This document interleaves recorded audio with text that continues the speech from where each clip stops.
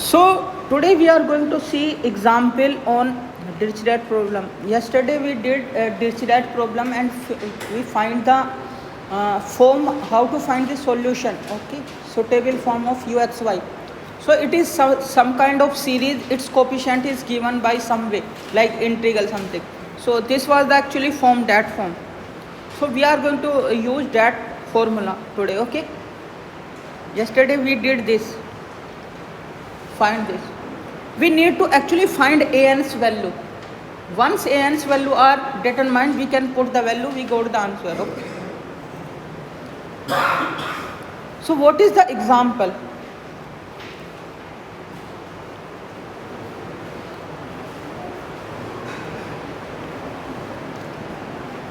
A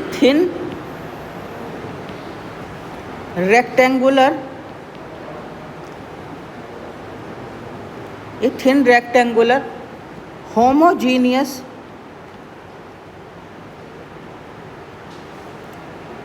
thermally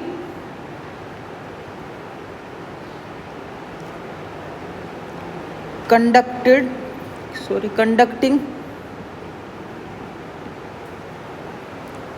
plate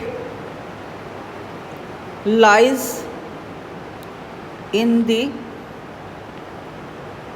xy plane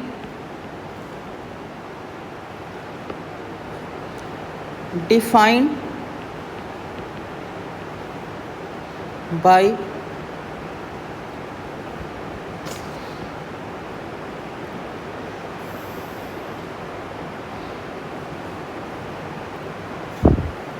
okay, the age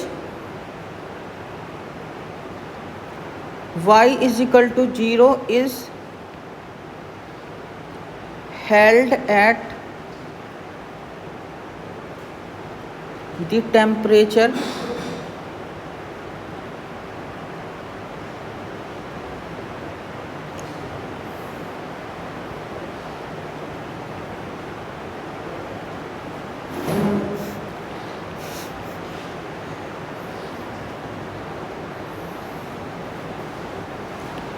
where T is a constant.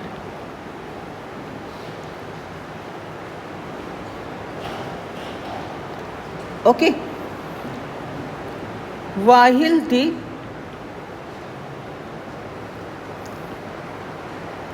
remaining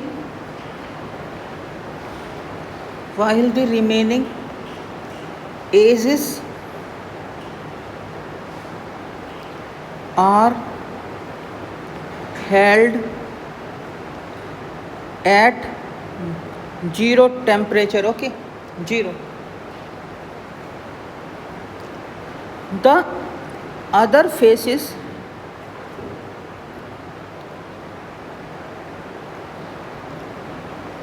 are insulated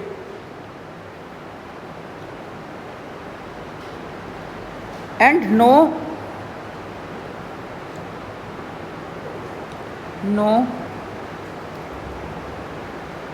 internal sources and sinks are present.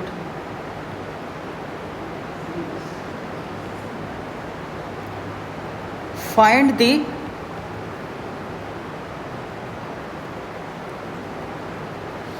steady state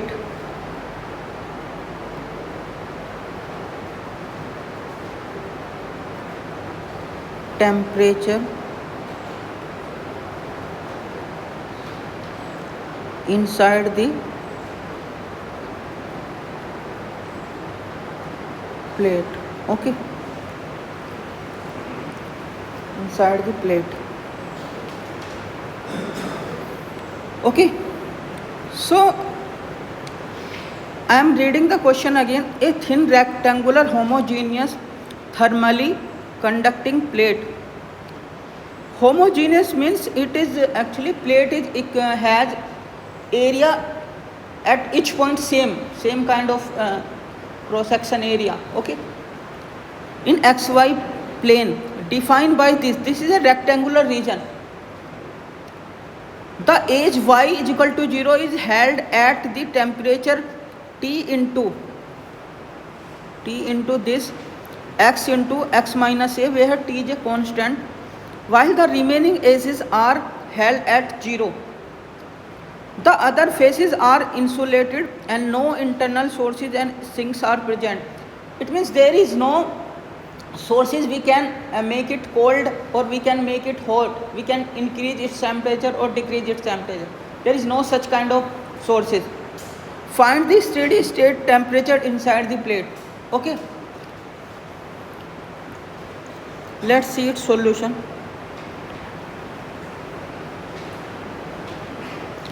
So what is the actually region in xy plane? So this is x is equal to a line, this is x is equal to 0, and this is y is equal to 0 line, or this is y is equal to b. So at this it is saying, so some xy point is there. Okay, so some uxy, the temperature at xy point is given by this way. Let uxy represent the temperature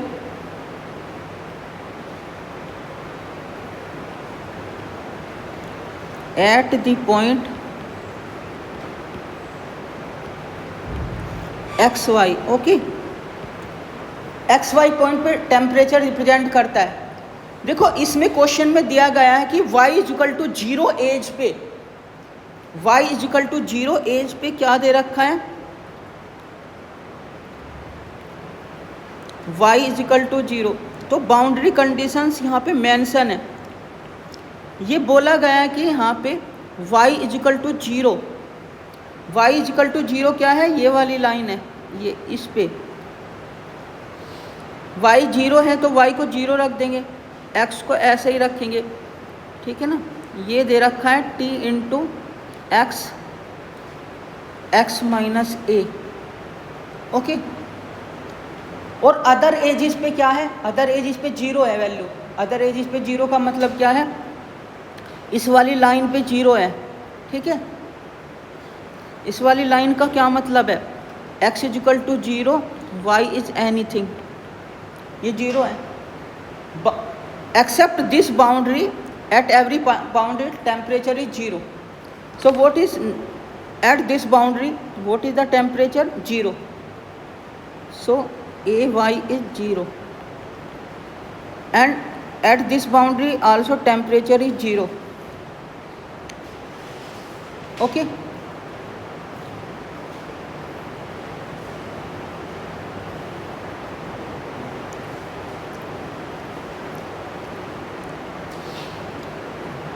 now it is given since inside the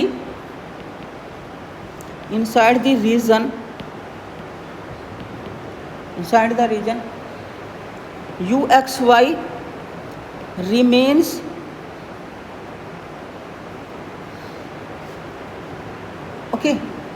remains constant, it do not change, it is homogeneous kind of thing. Okay,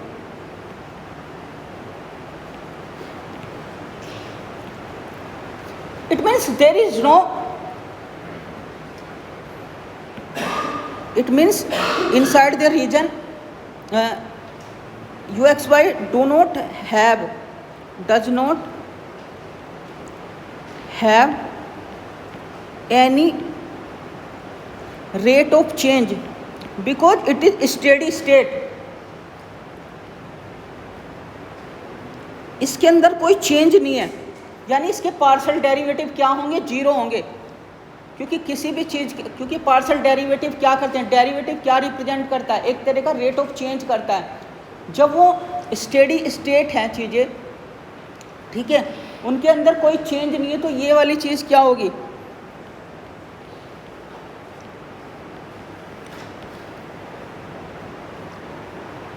ठीक है, are you getting और not? Please think about it. So now this is what? This is Dirichlet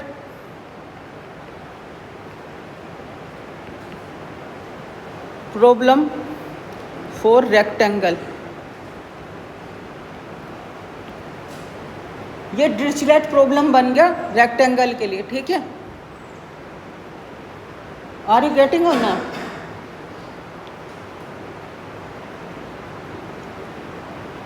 देखो बात को समझो, वैसे you x Y constant नहीं है इसके अंदर, लेकिन उसका रेट ऑफ चेंज जैसे उसके नेबरहुड में थोड़ा भी स्लाइटली चेंज होता है, वो वाला रेट जीरो है इसका, इसलिए डेल टू वाला जीरो हो गया यहाँ पे. ठीक है, तो अब मुझे फॉर्मूला क्या लगाना है? फॉर्मूला मेरा क्या था? U x y is equal to summation n goes to 1 to infinity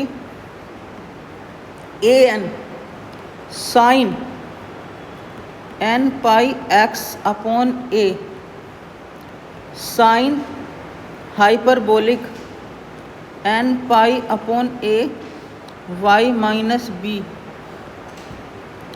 ठीक है, वेहर a n is given by 2 upon a 1 upon sin hyperbolic minus n pi b upon a. ठीक है, integral 0 to a f x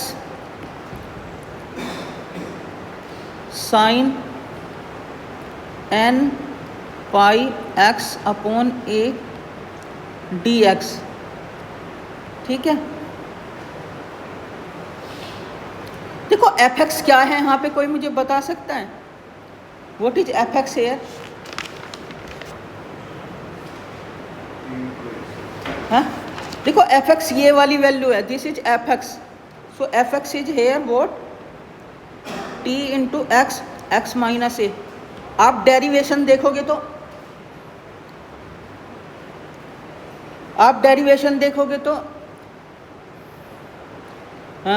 F x, ये मैंने जो last का boundary condition लिखा था, ये एफ एक्स का वैल्यू है ना. ठीक है, तो यहाँ पे वो वैल्यू मुझे एक्चुअली कोफिशिएंट कैलकुलेट करना है, बाद में यहाँ पे पुट कर दूंगा तो आंसर आ जाएगा. So let's compute a n's. Okay, so a n is equal to 2 upon a. इसको हम लिख सकते हैं cos hyperbolic, cosec hyperbolic minus n pi b upon a, इसको लिख सकते हैं. ठीक है, 0 to a t x, x minus a sine n pi x upon a d x. ठीक है,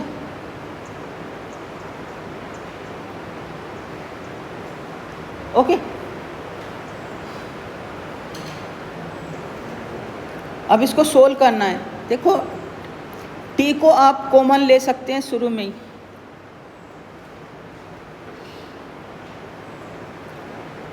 टी को कॉमन ले लो बाहर, क्योंकि टी कांस्टेंट है.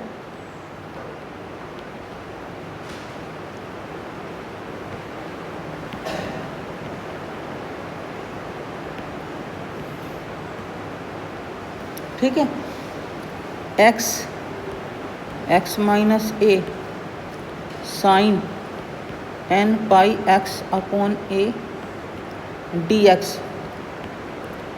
ठीक है,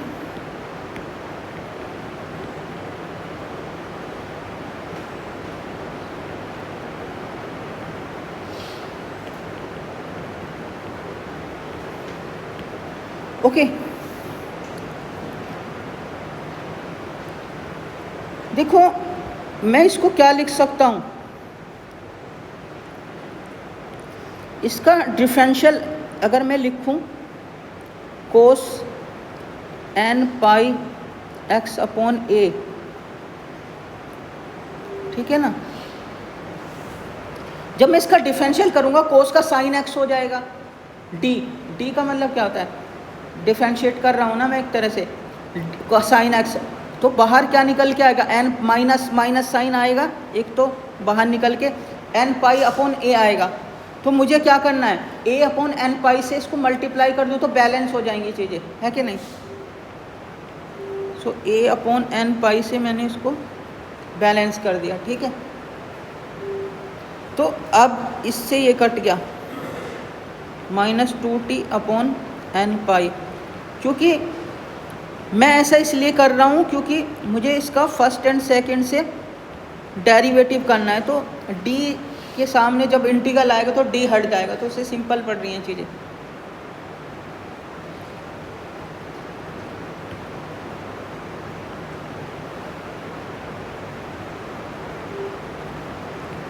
और लगाने की भी ज़रूरत नहीं है, आप खुद भी कर सकते हो, ठीक है। अब मैं इसका इंटीग्रल कर रहा हूँ फर्स्ट और सेकंड से, इंटीग्रल फर्स्ट और second, product, integral of product of functions कैसे होता है वो लगाना है formula.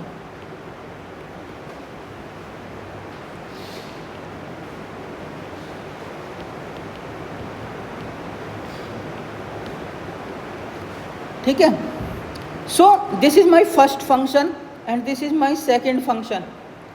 So how to do integral, first function remain as it is and second function का इंटीग्रल होता है। तो सेकंड फंक्शन क्या है, ये वाला पूरा फंक्शन है डी करके, तो इसका इंटीग्रल करेंगे तो क्या आएगा, देखो यहाँ पे इसको ऐसे कर सकते हैं, D x D x.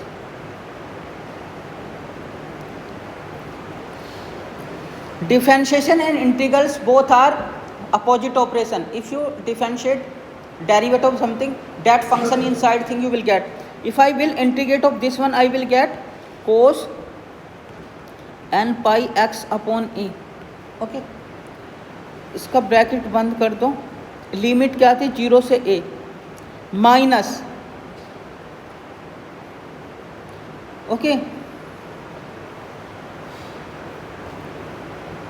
Okay, minus first function का डिफरेंशिएशन, तो x इंटू एक्स माइनस ए का डिफरेंशिएशन क्या होगा, x का मल्टीप्लाई कर दो एक्स स्क्वायर माइनस ए एक्स, इसका डिफरेंशिएशन x के रेस्पेक्ट में क्या होगा 2x माइनस ए, 2x माइनस ए, ठीक है। सेकंड फंक्शन का इंटीग्रेशन करो फिर दोबारा, तो क्या आएगा,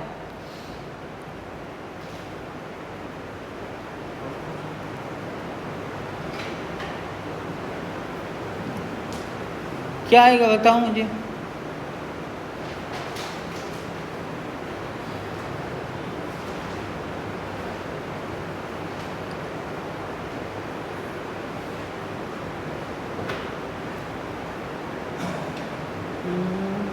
वन मिनट, इसका डिफरेंशिएशन कर दिया,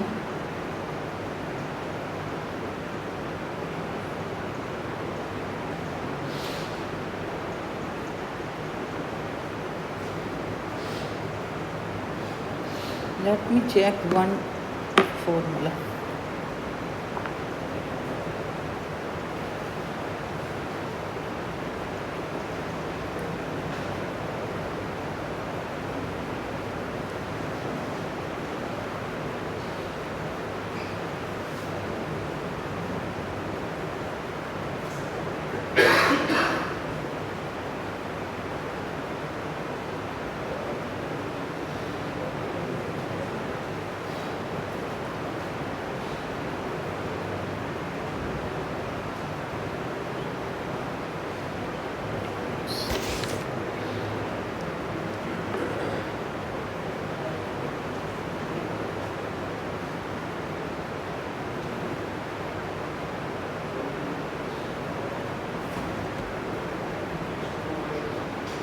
okay, so we need to now first function का डिफरेंशिएशन हो गया यहाँ पे, सो सेकंड का इंटीग्रल होगा, ठीक है।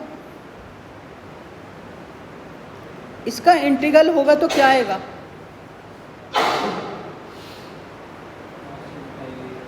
है इंटीग्रल होगा तो क्या आ गया? कोस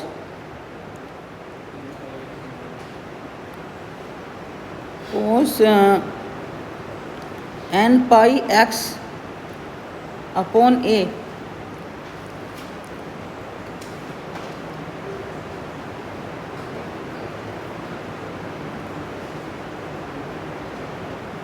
ठीक है, डी एक्स ये आएगा।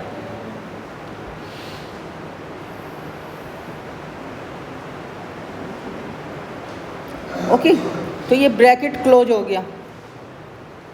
माइनस 2t एन पाई cosec hyperbolic minus n pi b upon ए।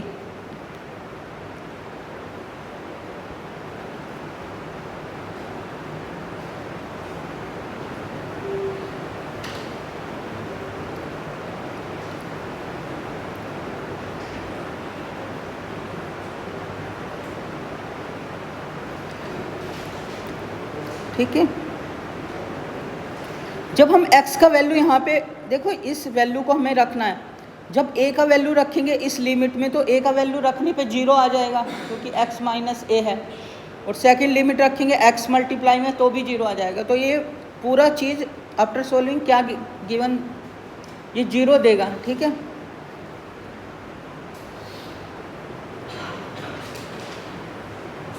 है कि नहीं?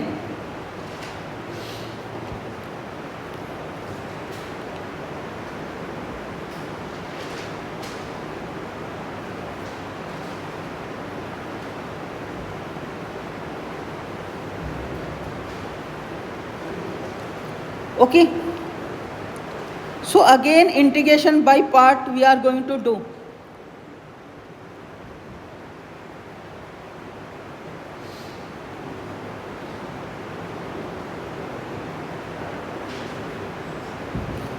Okay, so what you will do,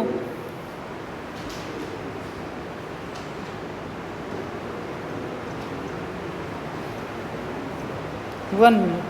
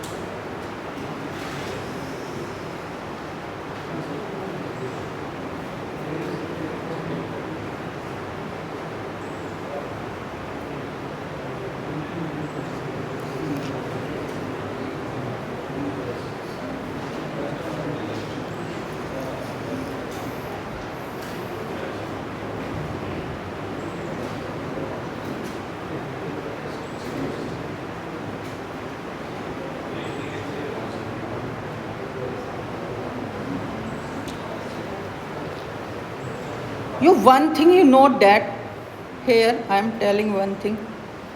So this is okay, but here d upon dx, तो फर्स्ट फंक्शन का डिफरेंशिएशन यहाँ पे हो गया। ठीक है ना? अब इस टोटल का इंटीग्रेशन करना है। ठीक है ना? टोटल का इंटीग्रेशन करना है ना, तो d upon d x cos n pi x upon a का इंटीग्रेशन करना है।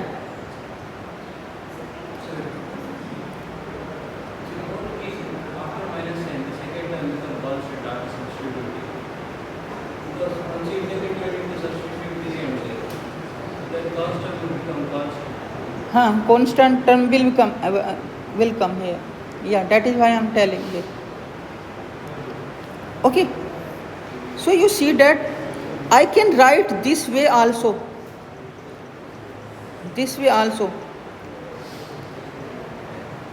N pi x upon a. I do not want to remove that d upon dx term, because for future I want to bring it, because I will use later on. So it's का integration क्या होगा अंदर वाले का, मैं interchange कर ले रहा हूँ दोनों ऑपरेशंस को, ठीक है। तो इसका अंदर वाले का इंटीग्रेशन क्या होगा, ठीक है, अंदर वाले का इंटीग्रेशन क्या होगा बताओ मुझे। इससे किससे डिवाइड होगा ये, 1/n पाई a से डिवाइड होगा d/dx, क्योंकि ये किस में चेंज हो जाएगा, साइन का integration, sine n pi x/a, okay, this way. Now this term will come out, this part is 0, so this is a/n pi, 0 to a 2x minus a, okay, d/dx sin n pi x/a dx, ठीक है,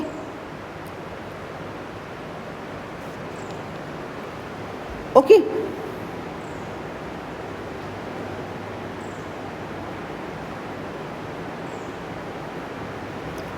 okay,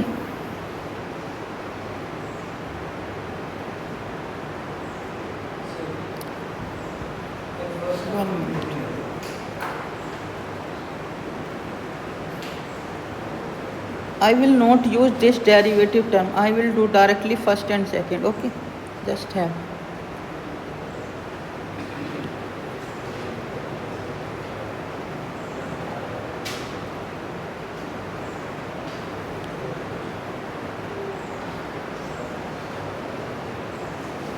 So 2t/a cos sec hyperbolic minus n pi b/a 0 to a x minus a sin n pi x/a dx, okay.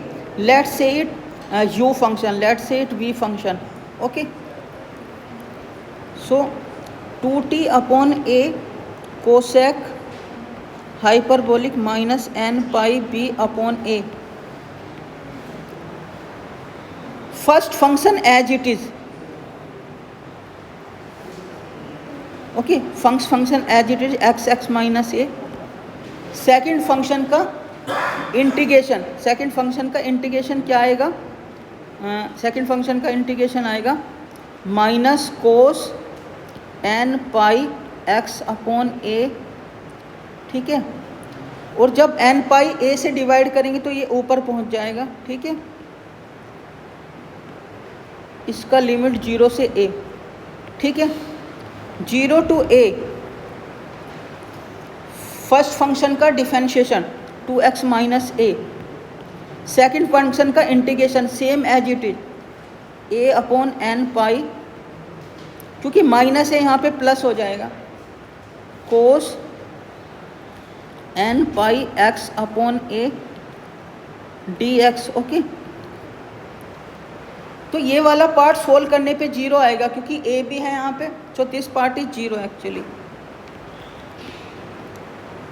Cosec minus n pi b/a, तो constant term you can take outside a/n pi, so it is 0 to a 2x minus a cos n pi x/a dx, a से a cancel हो गया, 2t/n pi cosec hyperbolic minus n pi b/a, okay. So 0 to a 2x minus a cos n pi x, okay.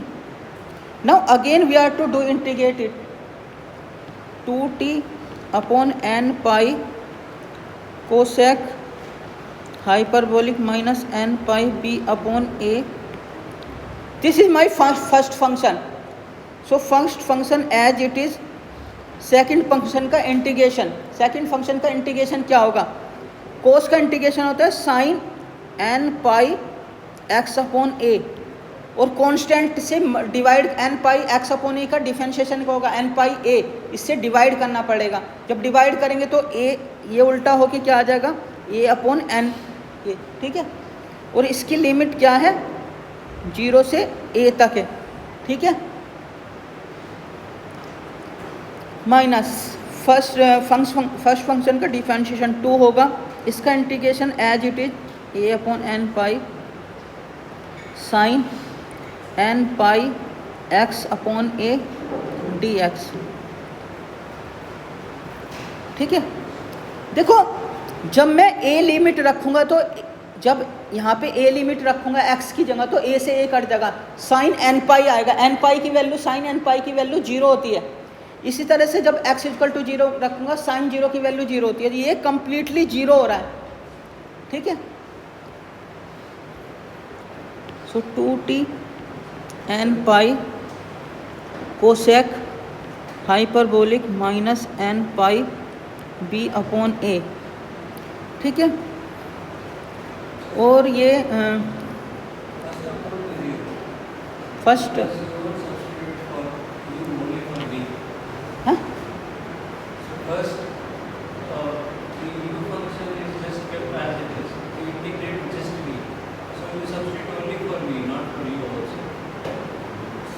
no for you also it will be you as it is into integration of second one bracket close, you take whole limit, you can check it again.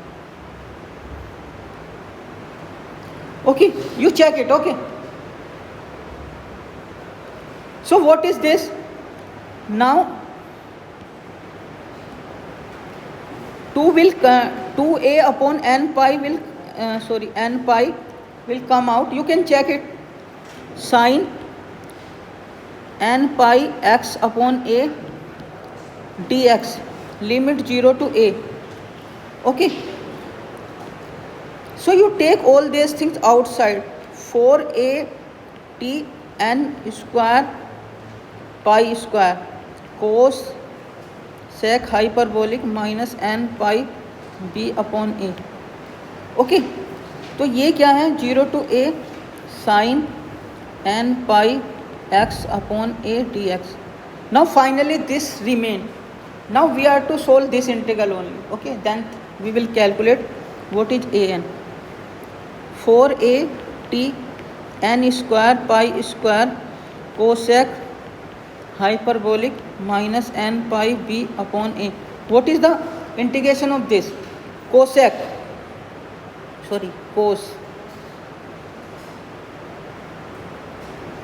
Cos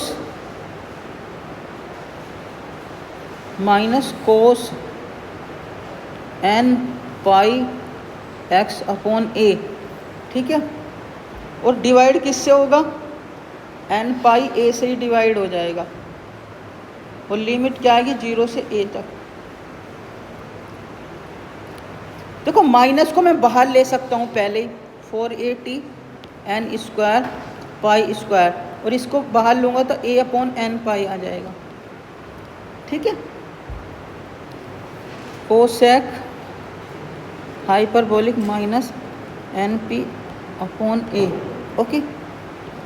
cos n pi x upon a 0 to a।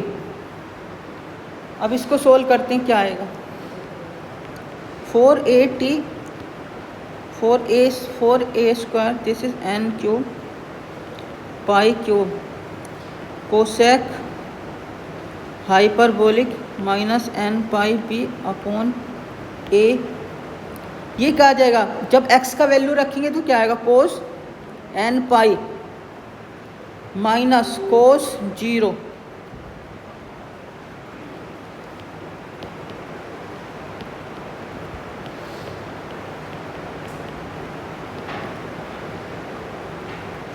Cosec hyperbolic minus n pi b upon a. Cos n pi का value क्या आता है, -1 to the power n होता है, क्योंकि अगर n का value रखेंगे 1 तो कोस पाई का वैल्यू होता है -1, n का वैल्यू यहाँ पे रखेंगे -1 आ जाएगा। कोस 2 पाई का वैल्यू क्या होता है 1, n का वैल्यू 2 रखेंगे तो 1 आ जाएगा। तो cos n pi का value for any natural number it is given -1 to the power n. cos 0 की वैल्यू क्या होती है, ये होती है. ठीक है, तो an का वैल्यू क्या आया, an we got this. So what is the answer,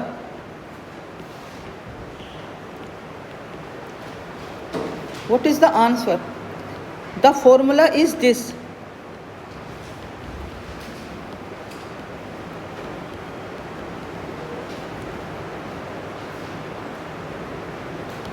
Okay,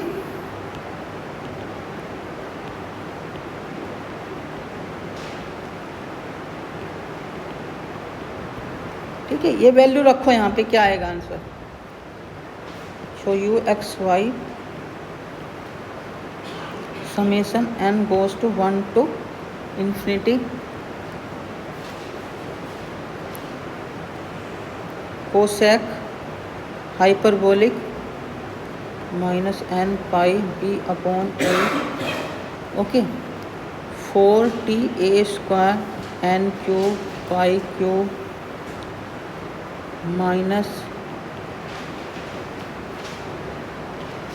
into sine n pi x upon a into sine hyperbolic n pi a upon y minus b. So this is the answer.